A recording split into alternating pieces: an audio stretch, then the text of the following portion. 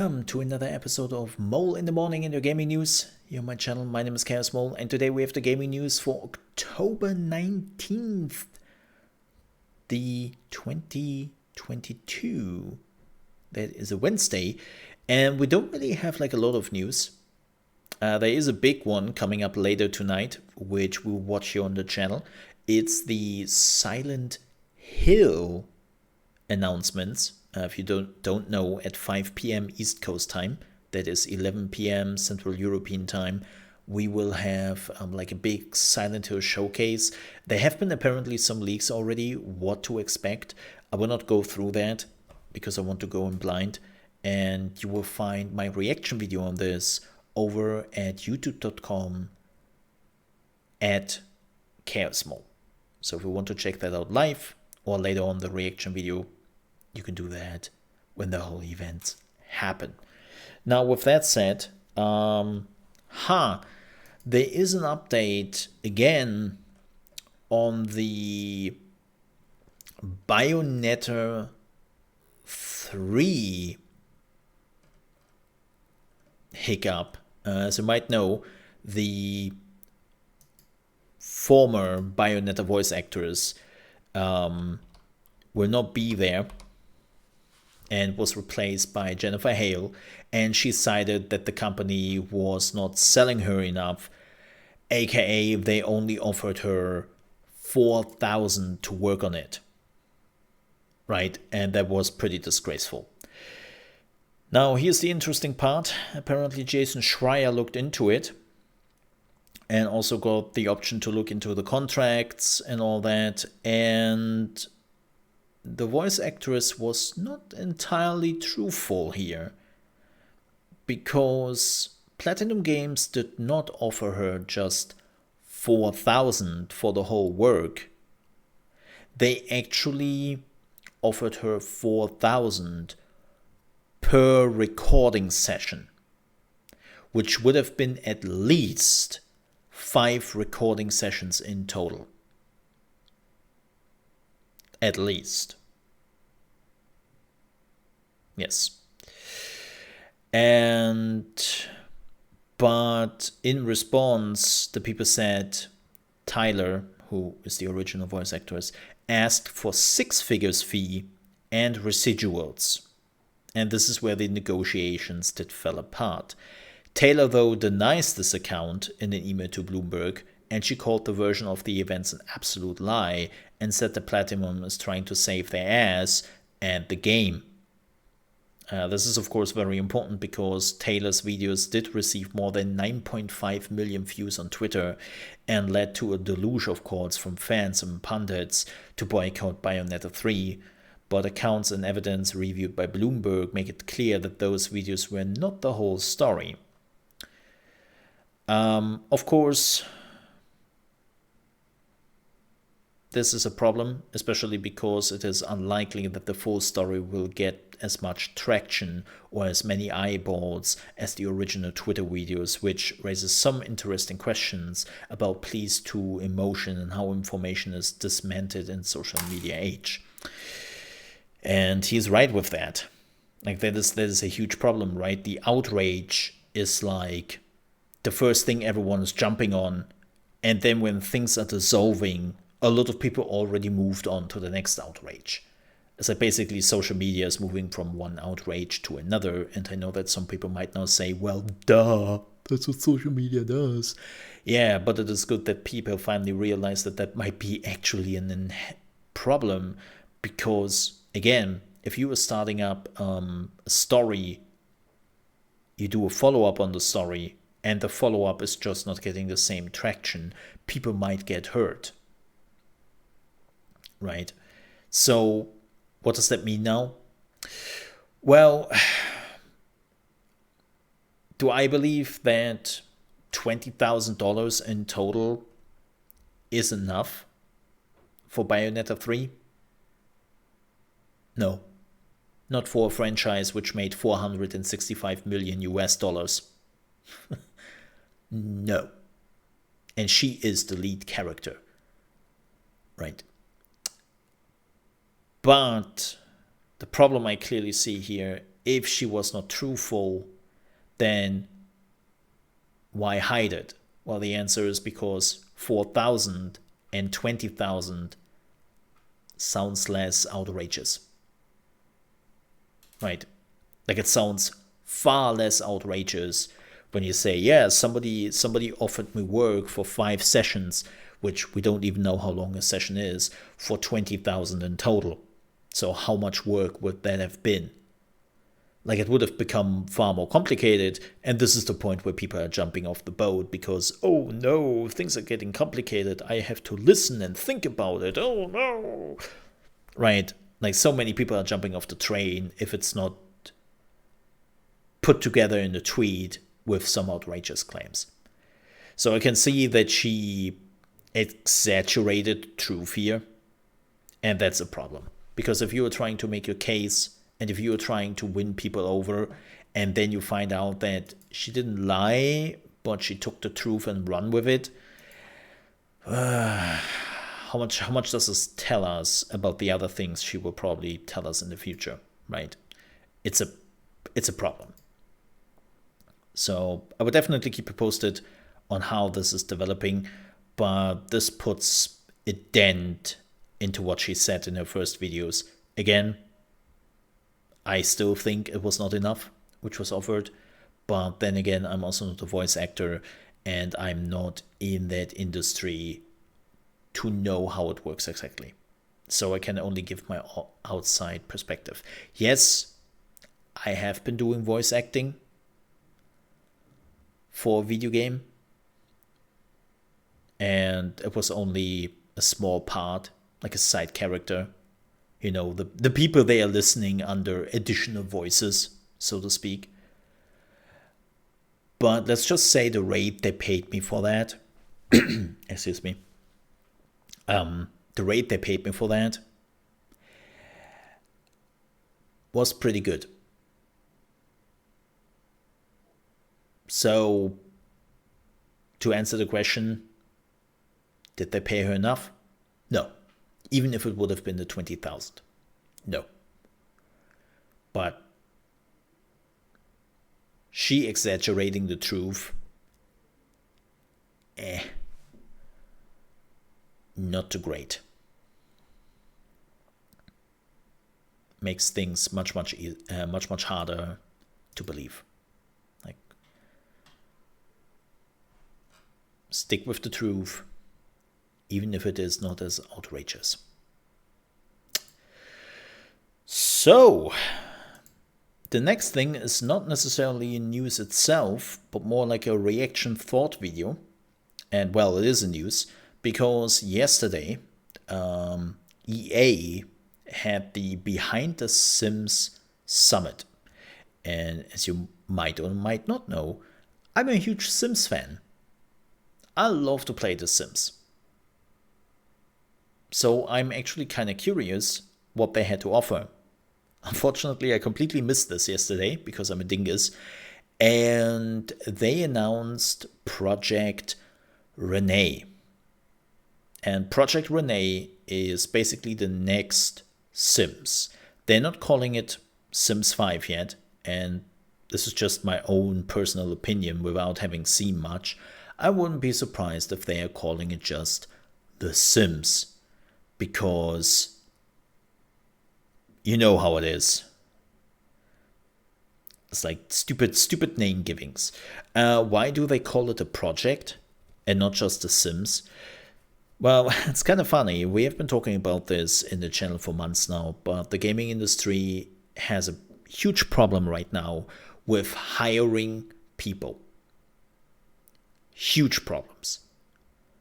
And what a lot of studios are doing now is they are showcasing super early concepts of their games. Like sometimes even before alpha state, like real alpha state, not those funny little alpha betas they're giving you like a week before the game is coming out. No. I'm not talking about that marketing bullshit. I'm literally talking about this game is 3 to 4 years out, at least. This is when a lot of games are still in the project phase, because they don't even have a name for it. They don't have marketing for it because they don't sometimes even know if this game even is releasing at some point. That's how early they are in development stage. Why are they doing this? Because it attracts developers. Because, let's be honest here, having something on your resume like I have worked on a new Witcher game, I have worked on a new Sims game, is just looking good on every resume. So this is how they are trying to attract people. Like, this is not necessarily an announcement for you, the consumer, but an announcement for the developers to say, hey, come work with us. We have tons of stuff to do. We need people. We need you, right? Because again, like the gaming industry is in a huge cluster F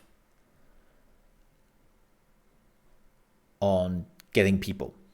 So with that said, let's jump into this and let's see what they have to offer from a Sims perspective.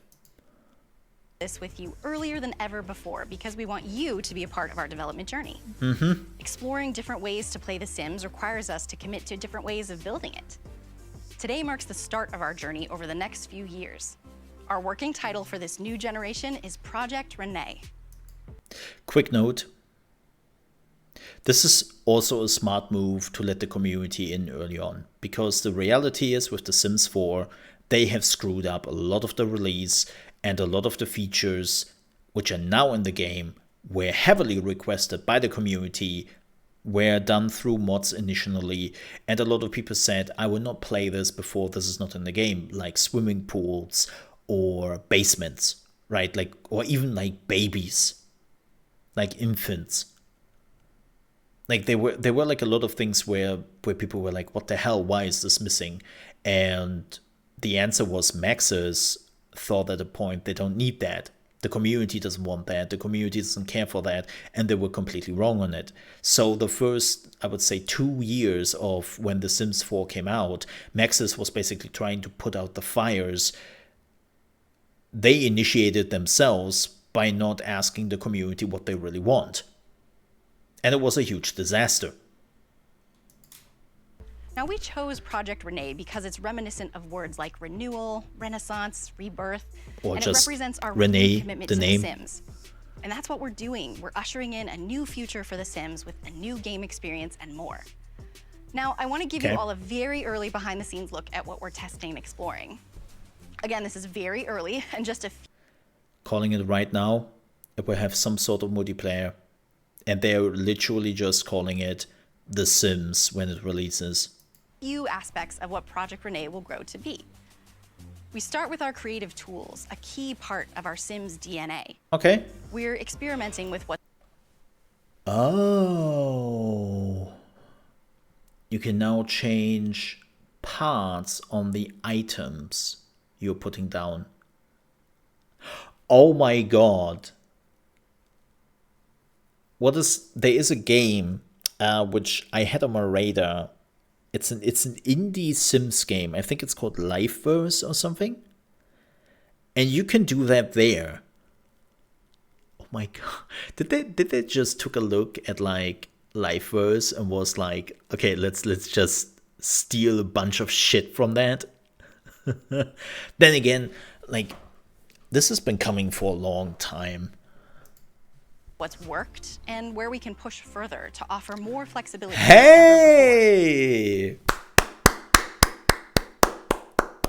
The color wheel is back. Yeah, that was one of the mysteries of The Sims 4. A color wheel existed in The Sims 3. And then The Sims 4 came out. We still don't have a color wheel. We don't know where it did go, what happened with it, why it was removed. We don't have it in The Sims 4. It's like, hey, look at that. We begin with the ability to change not only patterns and colors, but also the shapes pattern of system. the objects that you'll be Nice. using when you build and decorate in game. For years, we've seen the power of the community coming together and sharing the cool things you can do with your friends. Whether you've used the gallery or shared your creations elsewhere, being able to celebrate each other's work has been a long-standing tradition. With Project Rene, we want to make it easier to work together and share. You can choose to play or create by yourself or with your close friends. It's entirely your choice. No matter who you may want to play with, we want you to be able to play wherever you want. So this is demonstrating an early technology test of how you can play this game across supported devices of your choosing. Same experience, different screens. Now this is just a small taste of what Project Rene and the team is working on alongside the Sims 4 and mobile teams. Makes sense. Over the next couple of years, we'll continue sharing updates with all of you on Project Rene. We'll share in-progress work, explorations, sneak peeks, and behind-the-scenes content, as well as start to open up early access to Project Rene's software to small groups over time. And I'll say it one more time before I go. This is super early for us, and we've never shared information about our games years before they launch to the world. But we're so excited to take you on this journey with us. Now, the best way to keep up with all of this and any news about Project Rene, alongside news of The Sims 4 and mobile games, is to sign up with thesims.com and follow our social channels for any updates from the Sims team. So that's it for me. Okay, thank you. We will go just back here for a second. I think this was a long time coming, that you could like change initial parts and you have like a base and then you can just do things with it. People have been requesting this feature for a long time. Like The Sims 4 was such an interesting not move forward in comparison to the Sims 3 that a lot of people just sticked with the Sims 3 at the beginning, because you even had issues to intertwine certain items, like having items this close to each other. Whoa. Like, I know this is something probably just like Sims fans will notice, but items are really, really close to each other, because normally Sims need like a pretty wide path to reach your bed. Like putting items right next to your bed, you could do that, but then you will not use that bed, or you will not use that specific site, right? Because the Sims cannot really manage that. Yes, I said that Sims are stupid. Like, having this many items this close to each other, that is a huge improvement already. Okay, you can change the patterns and the materials now. That makes kind of sense. I'm pretty sure they want to push the marketplace. It's interesting because the marketplace does exist in The Sims 4. But the reality is also most people are not using the marketplace. Most people are going to certain websites and get their mods from there. Because those websites are still better than the marketplace most of the time, and the mods are so much better. So I'm really curious to see. I hope they will still allow. I really, really, really, really, really hope for their own interest that they will still allow mod websites you can just download and then put into your sim game, and that they are not getting the stupid idea to basically shut off outside modding and everything has to be done through EA Origin, or whatever they're calling it now. I'm really hoping they are not making that mistake. They tried to do something similar with The Sims 4 at the beginning. Not quite, but similar enough, where they were trying to force everyone on the internet. EA Play, yes, thank you, Zoe. And that colossally backfired. And I'm really, really hoping that they are not trying to pull that with The Sims 5 or The Sims. I'm pretty sure at this point, as I said before, this would just be called The Sims. Especially because you can play it on mobile and on other things, yeah. So this is like pretty cool stuff. Again, they definitely took a look at Liveverse and was like, let's copy that. Like, again, you have like this one, so many items being close. You can finally see like the outskirts. Like, this is like, also, No, that's a wall, is it? No, that's a mirror? No, that's a wall. Oh, that's interesting. It looked like I was looking at a mirror here for a second. Yeah, I really like what they're doing here. The interface looks very mobile. Very mobile. Yeah, this is the wall down. This looks like a bit different. This is why I was confused. They basically like copied the whole thing over there, probably for showcases. But I really love like all the stuff. Like also you can put on your tables.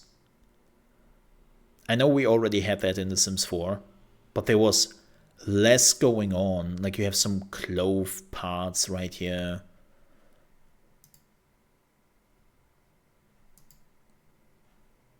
Oh man, everything is free.